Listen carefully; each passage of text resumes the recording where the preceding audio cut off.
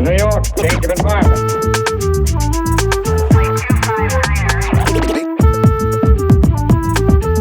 Get out of here, get some fresh air.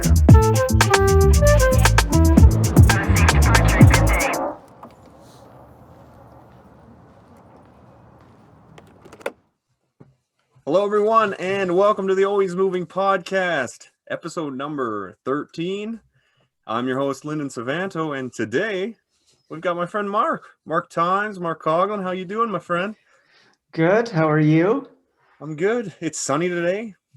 I'm gonna Yes, capitalize on that after this. So I went for a nice little walk. It was chillier than I thought, but my still good for January. my car is like iced up, so I guess I got to warm that up more than I thought. Going for a skate later, so nice. Where are you skating? On the way. Nice. They got nets out. Spruce Grove seems to be taking the nets away. No, yeah, I think it's to control the numbers of people. I think they can't be seen legally to encourage playing hockey, so I think they're just keeping them off. But because we went to one kind of behind the theater there's a rink. Yeah. And there were no nets, and some kids had like a garbage can, and some guy came and just ripped us to pieces. It wasn't even us. We like just got there. He's like, we got to get that thing out of here or we're shutting this place down. I'm like, oh man, it wasn't even me. I'm sorry. Yeah, who was the guy? I can't even hit the garbage can with a shot. So give me a break. The fact that they think people aren't going to play hockey on the rink is kind of beyond me, but yeah, I don't know. Other than that, the whole thing's good. Happy New Year. Yeah. Seems to be the thing. When we came into this year, I kind of had this. The thing I felt the worst for was 2021 itself, because it kind of had to be this absolute savior for everything, and so far it hasn't been the case. But, no, it's. I know there was such a build up towards the end of the year. People being like, we just need to get past this finish line. And then it's like running a marathon and they get past the finish line and realizing that's just the start of another marathon that you have to run. Well, that's just tracks your first time. Oh, good. Yeah, that was lap number 1, actually. So. Yeah, exactly. So how's 2020 been for you, like as a musician and stuff? How's this been? Because obviously you can't play shows and stuff. Yeah, it was funny because at the start, I remember having a show booked in April last year. Yeah.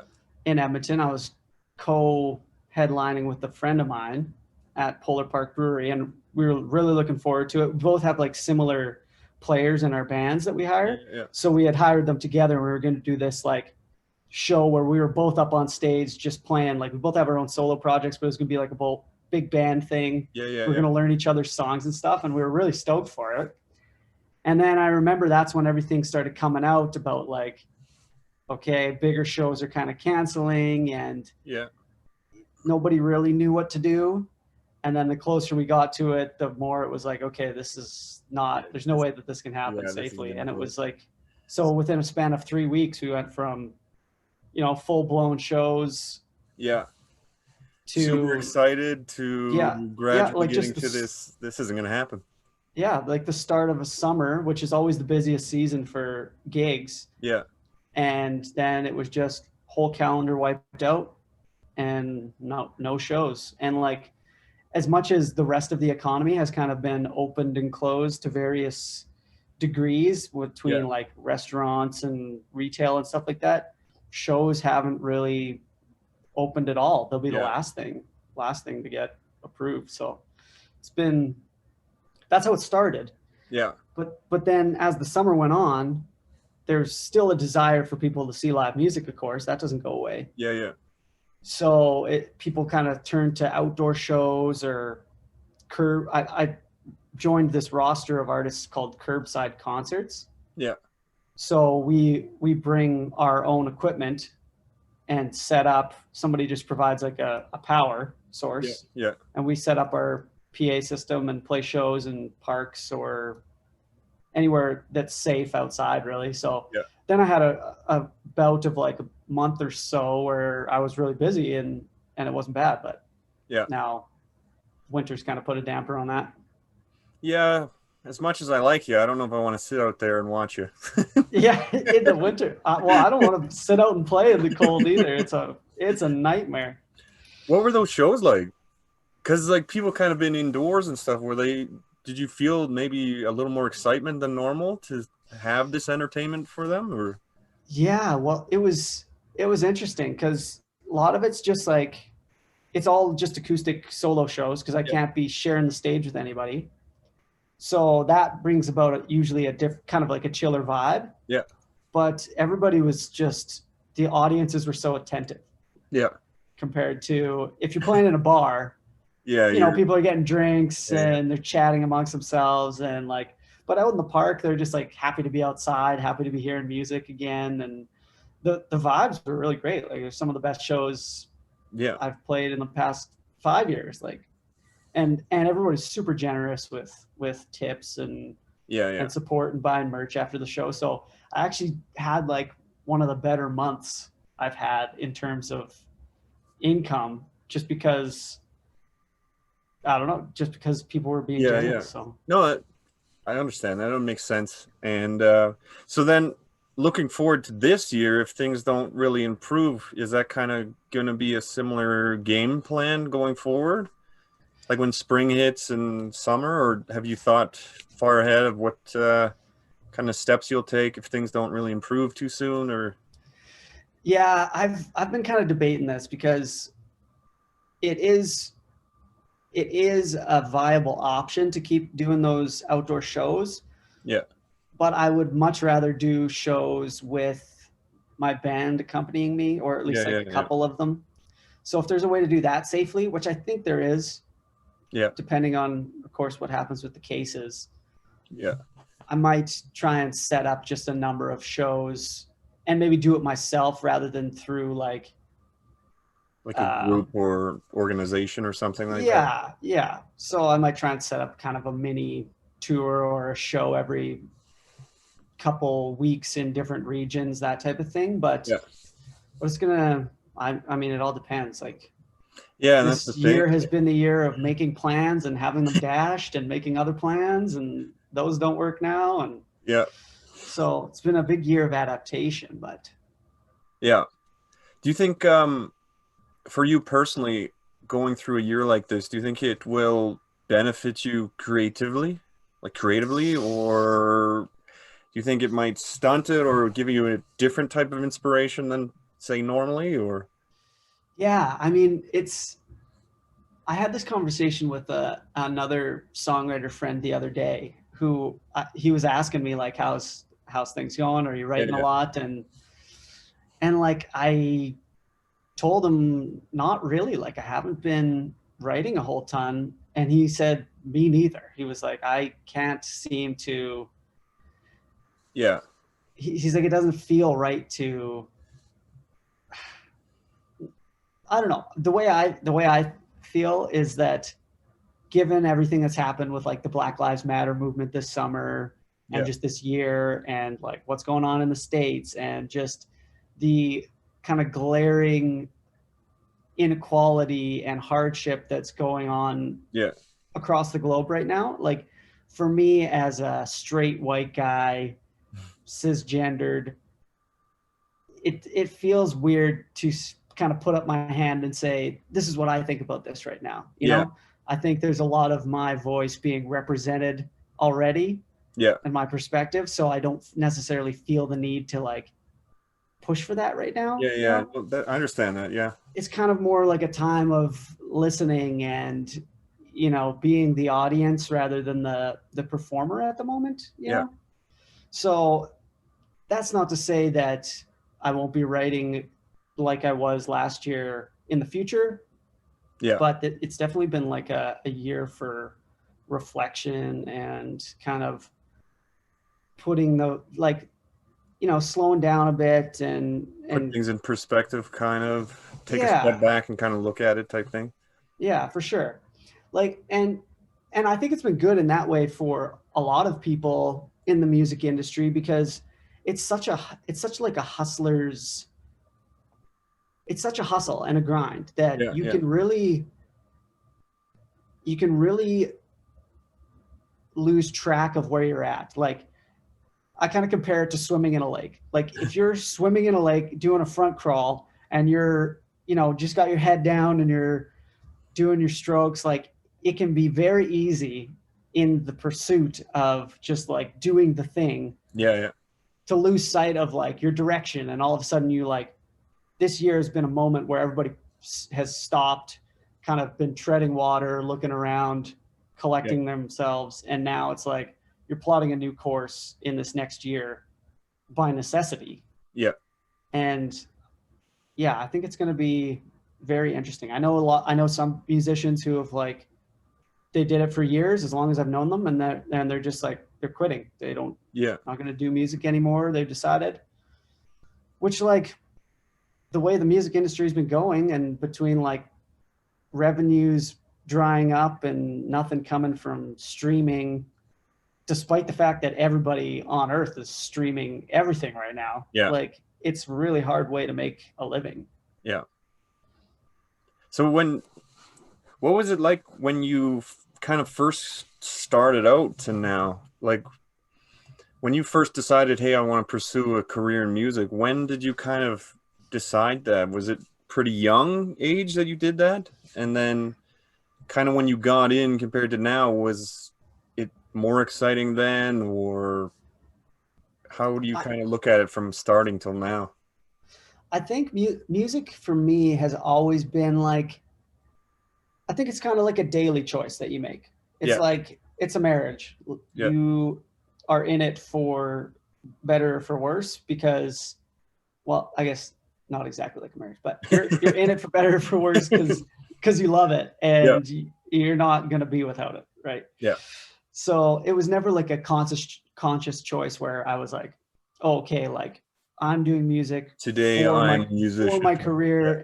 Yes. And from now on, this is what I will do. It was just, I always did it through whatever I was doing. So I was in high school and me and my friends would go to the studio on the weekend and record songs that we were writing and put them out and play shows to our friends. And then, you know, that kind of gradually those shows change and you're, you know, making some money here and there and you can invest in the band, and then the band breaks up, but now I'm writing my own songs and that kind of thing. So it's always just been like a process that has rolled along naturally. Yeah.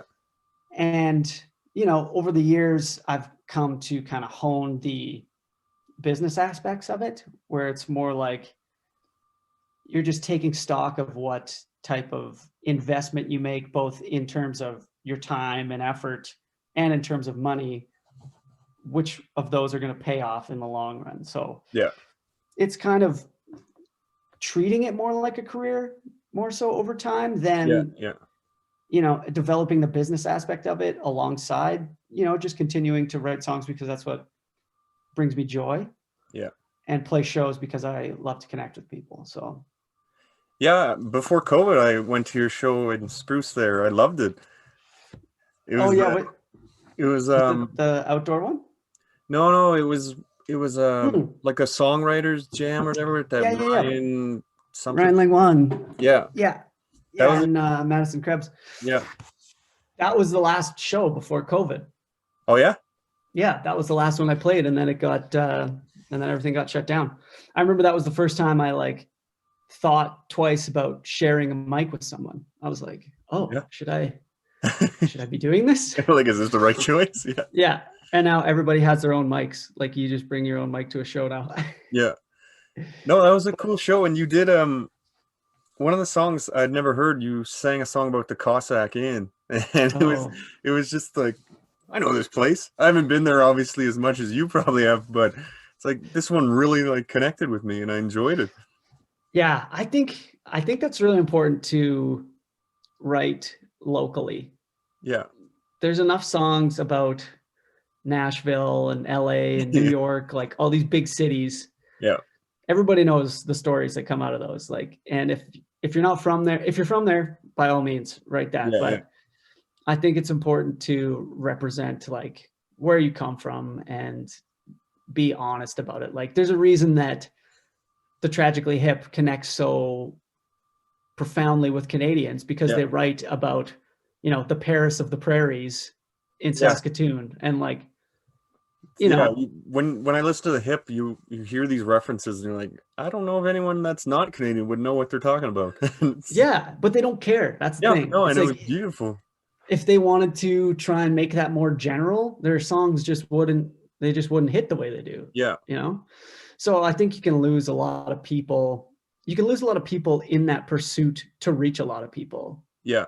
By being more general. And it's like not, and I knew that writing a song about the Cossack Inn, that only so many people have been there. And will like, and I knew those people would love it and like know what I was talking about. But everybody I know has, like, everybody knows a dive bar like that from their hometown or a small town that they've been to, you know. That aspect of it is pretty universal, and just the details of it are what makes more specific to where kind of hits more with us. But yeah, no, I liked it. It was really, I thought the show, when everyone was discussing how they were writing their songs and working through it, and kind of, oh, I came from here and this hit me a lot and it stuck with me to this day. When you're writing your songs, is it more like life experience stuff you've been through, or is it you are maybe just being creative about a story you're making up as you go type thing? Would you say it's more personal, each song? It totally depends. Yeah. Some songs are just like, are more fiction, and some are, but even those are filled out with details from my personal life. Yeah. You know, just experiences you have kind of color it. And that's the way those happen. And like the best compliments I get is when people are like, did that actually happen? Because did that happen to you? Because like, they believe it happened to me. And, you know, maybe parts of it did, maybe the whole story did, or maybe none of it did. Yeah. But like, to me, if it sounds real, if it passes as something believable that happened to me or somebody else, then I think that's like the best. Yeah. And if you can't tell, that's the goal. Yeah. For me, because through the podcast, and you know me well enough to know that I don't really shut up sometimes. So like when I tell stories to people, and when someone says, I don't believe that, and I have no reason to lie because I've been through so much shit and I've seen so much stuff. But when someone's like, hey, I don't believe that for a second, it's like, that's a good story. That's when that's when it's worth telling, is when somebody's like, no, you're lying. Yeah. You're lying. And I'm like, well, I have no reason to, but thanks. Because I remember, I bet you it's only people who don't know you very well who would say that, because like the rest of us know that you have had some crazy life experiences. I remember I was driving up to Fort McMurray with a boss at my job here, and I was talking, and Daryl and I were in London, and we crossed Abbey Road, and it was just Daryl and I. So we're just there, and we're like, anyone want to be in a photo? And these two Italian guys just like, yeah, sure. So we did the crossing of the road photo. Yeah. And right after this, this Phantom drives by, and we're like, oh, that's a sweet car. Let's go kind of look at it or whatever. And so the guy rolls down the window. We're like, hey, how do we get to Sherlock Holmes' door? And he's like, man, just jump in. This guy picks us up in his Rolls Royce. We look like scummy backpackers. And this is like the nicest car I've ever seen, easily. And it's this like almost fuzzy suede interior. And the guy just dropped us off at Sherlock Holmes' door. And he's just like, it's been a pleasure. I'm like, well, that's cool. Who was he? Just some guy. Just some, like, he showed us like his Instagram, and it just like takes pictures of cars and stuff. And I don't know what he does besides that, but he just drove us there. And it's like, I wouldn't let these two people, especially in the car, like, no kidding. Like, we didn't look great. That's the best value air or Uber you'll ever take in your life. Yeah. Free. So then when I told that story, he's like, yeah, I don't believe that. I'm like, all right, man, but it happened. So, but they're like, why would you make that up?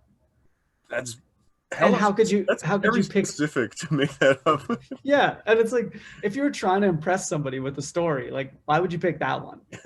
you know?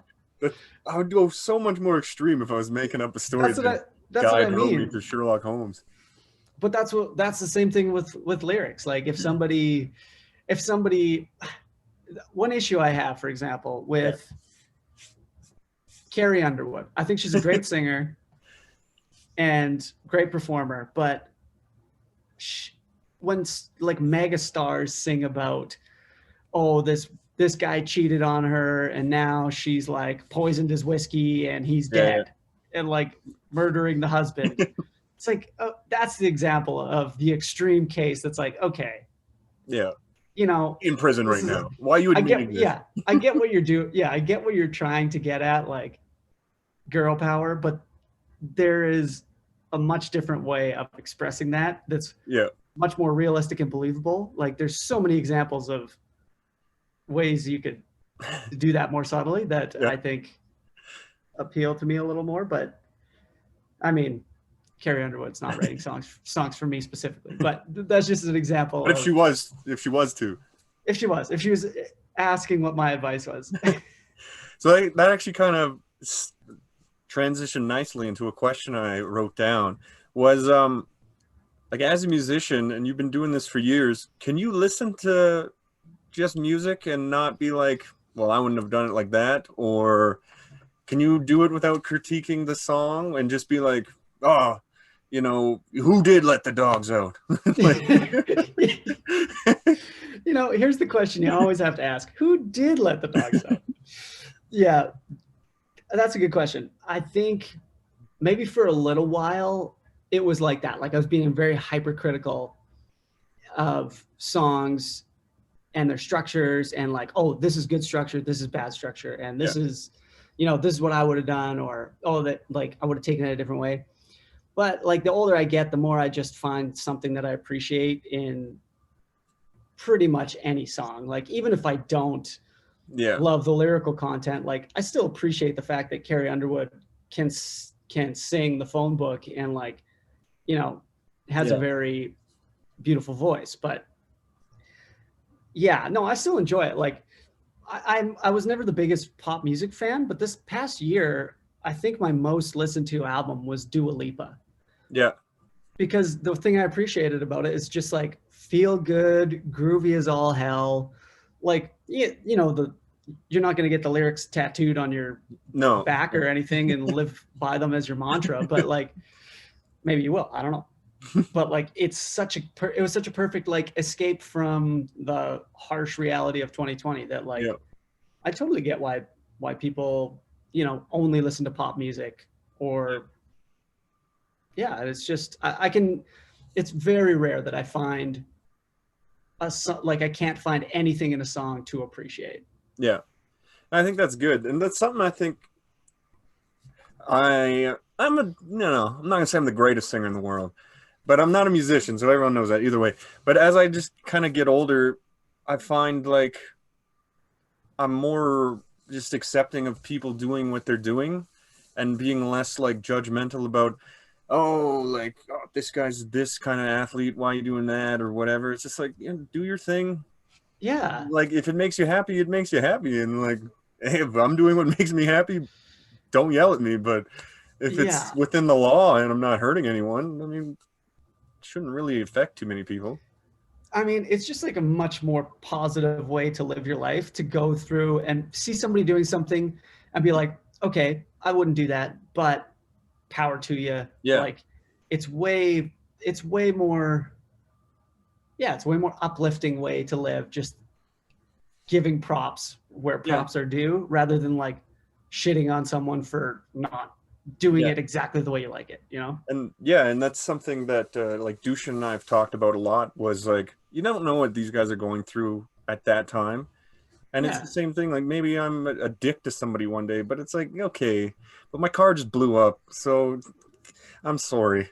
But like, you never know what people are going through, and I think that's something that I've really developed as a human in the last couple of years, was just like, there's so much other things that I could worry about than guy that maybe should have slowed down sooner at that light or something like that.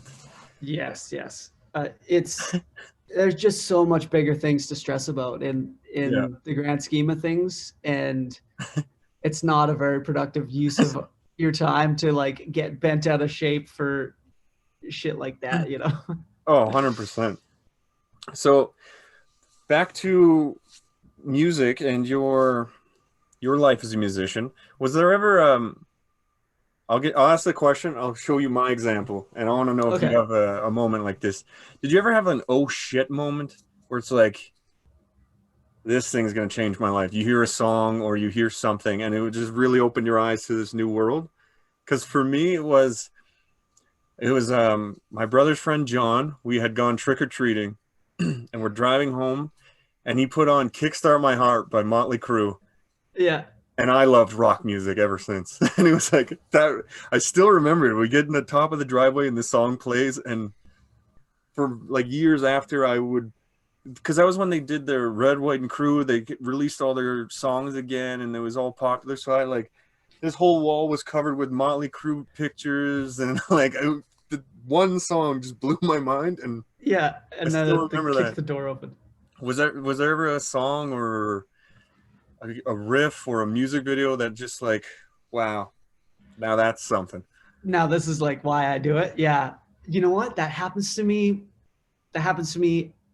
probably monthly. Oh yeah. Like in that same way that it's like, yeah, I'm not going to do,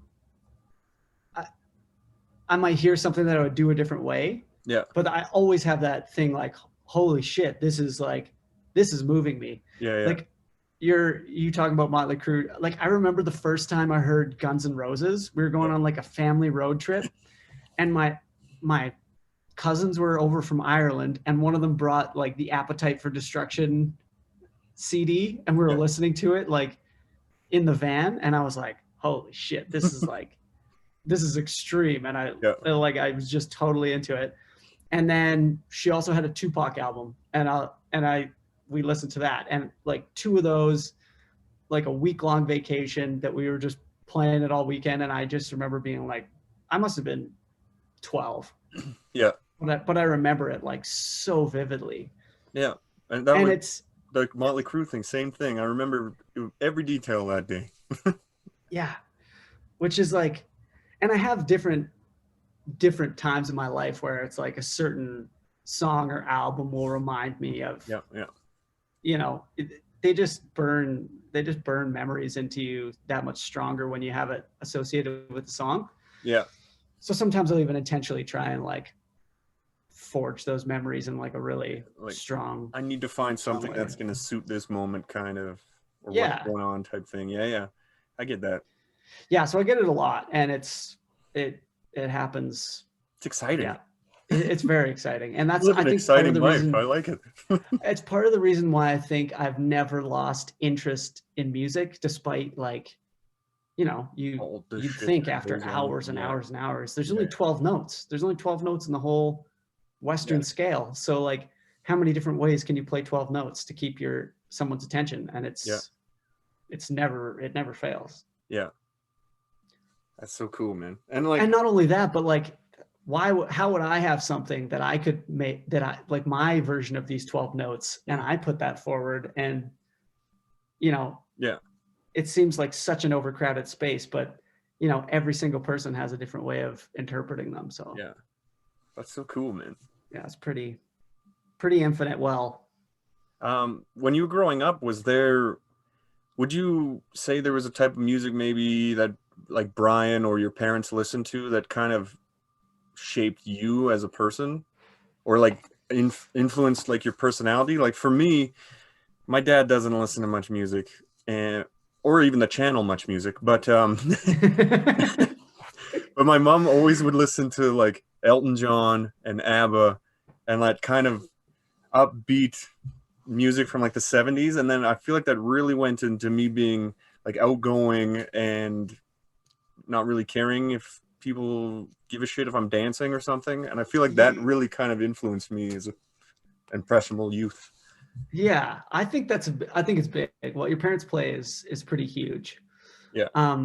As far as influences go. And in my house, it was, my dad's an Irish immigrant. Yeah. So he grew up in the like he grew up in rural Ireland in the 70s and 60s. So it's a lot of old Irish folk songs and like ballads. Yeah. Like the Dubliners and even the Pogues. This guy named Christy Moore was big.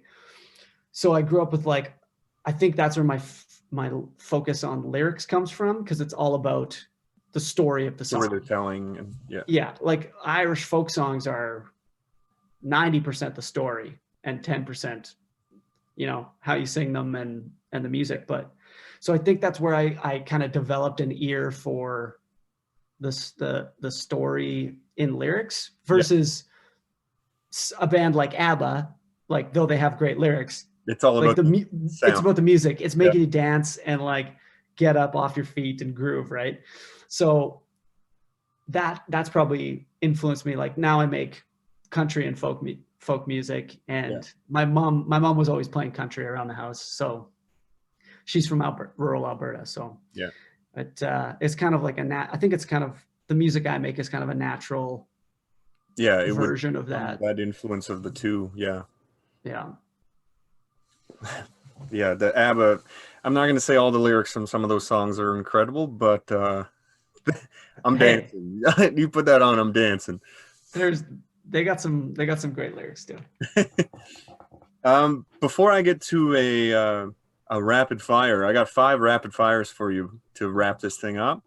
Okay. What was it like performing in front of friends and family for the first time? And like, even now, do you still get nervous, like going up there, or were you ever nervous, or? Performing in front of, it's funny because when you first start, you just play alone in your room until you get good enough where you're like, okay, maybe I'll show this to somebody. Yeah. And then for me, that was like just playing guitar. And then I'd show my dad this Eagles song that I learned because he loved the Eagles. Yeah. And then he'd be like, oh yeah, that's great. So then I'm like, sweet, validation. And then, you know, you kind of, the next step was to start singing while you're playing. And then that's a whole nother level of insecurity that you're like, okay. Oh boy. Yeah. Oh boy. And then it's one thing to play it in front of your mom who says that's great. And it's another thing to go and play it in front of strangers or friends and or your school or something, which was the first time I played I sang in front of people, was at a talent show in like grade 8. Yeah. And it went great. And everyone was like, yeah, it was awesome. So I was like, okay, that's all I needed to keep doing this. And then after that, I was super nervous going up there. But then once, you know, you get your feet wet, you realize it's like, okay, nobody booed me off the stage. So I can't be that bad. Yeah. And then it was just like an incremental process of getting better at that. But like, I still get nervous before shows, but I also love to play shows to complete strangers, like with nobody I know in the audience. Yeah. Because there's no expectation of you. Yeah. You say whatever you want. You know, nobody's gonna fact check you on your that's not true. Your life experience. That's not true. That's a lie. Yeah. So I do get nervous, but ironically, I get less nervous when there's nobody I know in the crowd. Like, it's quite a liberating experience. And then you know that every response you have to a song or to a joke or to anything is, you know, it's 100% pure. Like if they didn't like it, they wouldn't clap, or, you know. Yeah. So I find, and then those are like fresh connections that you're making when you meet the audience. And after the show, it's not like, you know, you're just going out and talking to people. And that's one of the best parts of making music, I think. Yeah. No, that's cool, man. I'm happy for you. I was glad I was able to get to the last show. Yeah. Hopefully not last ever, but yeah. It actually kind of, that month, I guess, was kind of, I ended up going I won tickets to the last Oilers game too. So I was just kind of, I guess I got it all in before the world. So. No, that's good. Okay, I'm going to give you 5 questions here to wrap this up, because we're losing that beautiful sun out there. So okay, you got to get up there. 5 questions, and you got to go as quick as you can. No going back on it, okay? Okay. Well, you know what? I'm gonna give you a preface here that I can be kind of bad with these, but I'll do my best. Okay. Best album all time. See, you already. You can't pick that. I'm too much of an overthink. My favorite album. See, I don't have one. I listen to so many albums. One's my favorite. Well, I'll say this year it was Dua Lipa. Okay, we'll go with that. Dua Future Lipa. Nostalgia. Yeah. What would be your number one guilty pleasure song? That's just you're like, this isn't a great one, but it is to me. See, I don't feel guilty about any of those songs I like. If they're good songs, then everybody else's opinions be damned. But one that's like widely seen as a bad song that I like. See, I don't know, like Toxic by Britney Spears is an absolute jam. I don't feel bad about liking that song, but I mean, some people might say that's a guilty pleasure. I don't know. Okay. What, name an artist that you secretly hate that everyone kind of loves? Oh. Okay, actually. We might specify it a little more. Maybe one that's more in your wheelhouse, your genre, not like someone no one's heard of. Okay. Honestly, it's probably Garth Brooks. Oh yeah? I think he's got some good songs like Friends in Low Places. Banger. Is a banger. But I think part of the way that he kind of expresses himself is a little bit he lays it on a little thick for me sometimes. I think. A little heavy sometimes. Yeah. Okay, and what about an artist that you secretly love that people have kind of shit all over? Okay. Like I personally enjoy a good give me a beer and throw some Nickelback on, and I'm gonna kick back and have a time. I'm gonna get rowdy. Okay. Yeah, Nickelback. I'll be honest, don't throw them on in my spare time.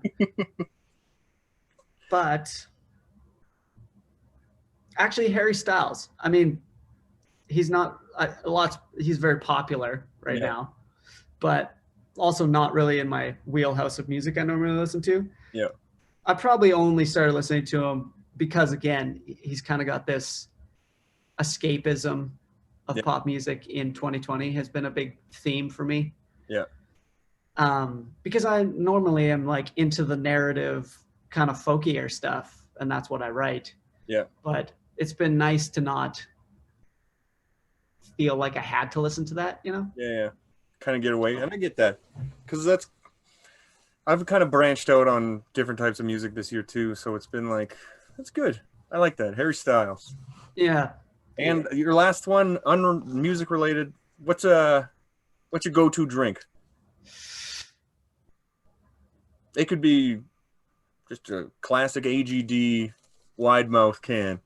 Well, I did have one of those last night. But I like have you heard of the brewery SYC?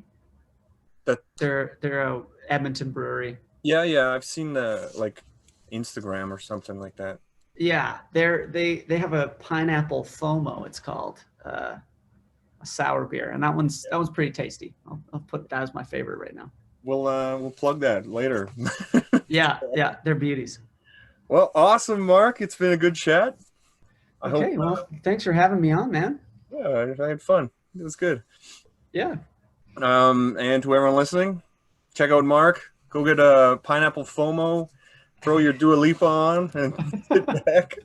People are going to be so confused as to what type of music I even Who is this guy? Who is this guy? Yeah. Is this a pop artist? And for everyone listening, this has been the Always Moving Podcast with Lyndon Suvanto. Thank you again, Mark. And let's keep this thing moving. Anytime. Thanks for having me.